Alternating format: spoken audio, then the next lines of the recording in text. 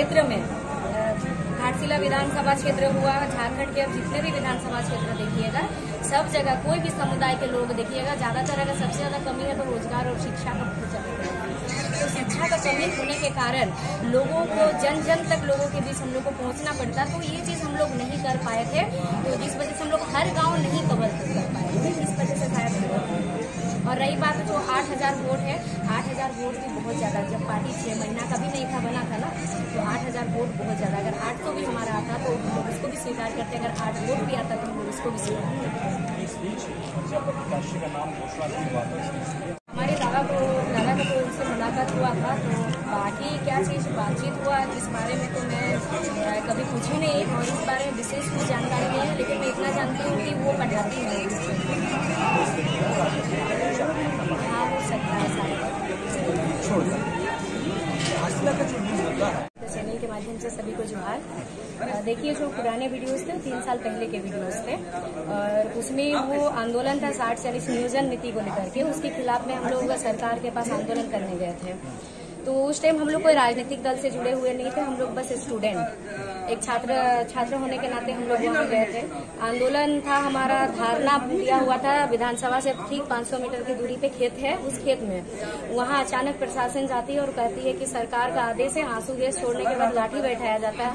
और प्रशासन कुछ आप देखिए कि सारे प्रशासन के सारे लोग नहीं, कुछ लोग बहुत गलत तरीके से शब्द निकालते हैं, तो वैसे ही शब्द निकाल के मतलब शब्द बोल के लाठी बैठा रहे थे। तो अब बताइए, बेबस छात्र का हाथ में तो लाठी था नहीं, छात्र का हाथ में देखिएगा कि मेरा पीठ में बैग भी टांगा हुआ था, हमारे पास कलम थे, कॉपी, तो एक बेबस छात्र क्या कर सकता। तो ये प्रश्न सबसे पहले सरकार पर होना चाहिए कि सरकार को इस पर ध्यान देना चाहिए। सरकार ने ऐसा क्या किया कि छात्रों को आज सड़क पर उतरना पड़ा।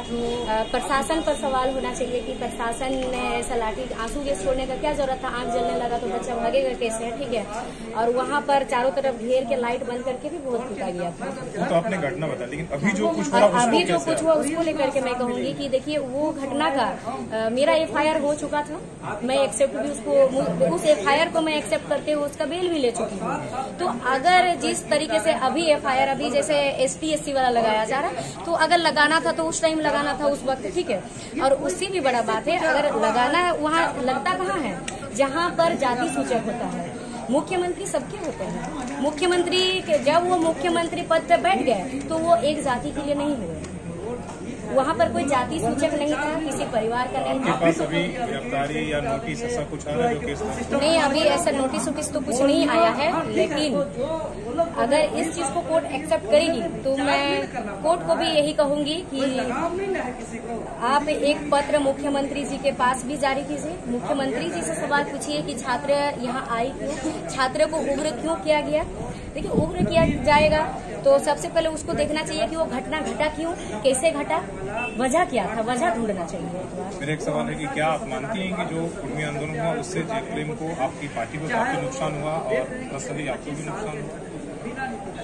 देखिए, वो समाज का, देखिए सबका समाज का एक अधिकार होता है अपना हित में, मतलब अपने लिए आंदोलन करने का, अपना कुछ मांग करने का संवैधानिक अधिकार है, जो जिसमें हम लोग भी समर्थन दिए थे उस समाज के बेटी होने के कारण। क्योंकि जब आपका समाज का बात आएगा सर, तो आपकी शायद समर्थन दीजिएगा ही, देना ही पड़ेगा। नुकसान हुआ ऐसा तो नहीं मानते कि नुकसान हुआ, है कि गलती हो गया, ऐसा नहीं करना चाहिए। नहीं, वो गलत नहीं था। अभी जो लोग उस चीज को निरंतर चला रहे हैं वो एक राजनीतिक षड्यंत्र है, क्योंकि जो लोग उस चीज को चला रहे हैं वो भी राजनीतिक दल से जुड़े हुए हैं, और उस राजनीतिक दल के भी लीडर लोग समर्थन दिए थे, तो फिर उनका नाम क्यों नहीं आ रहा? सिर्फ एक मात्र जयराम माथुर, फिर जेल के, यही नाम क्यों आ रहा है? तो ये राजनीतिक षड्यंत्र है।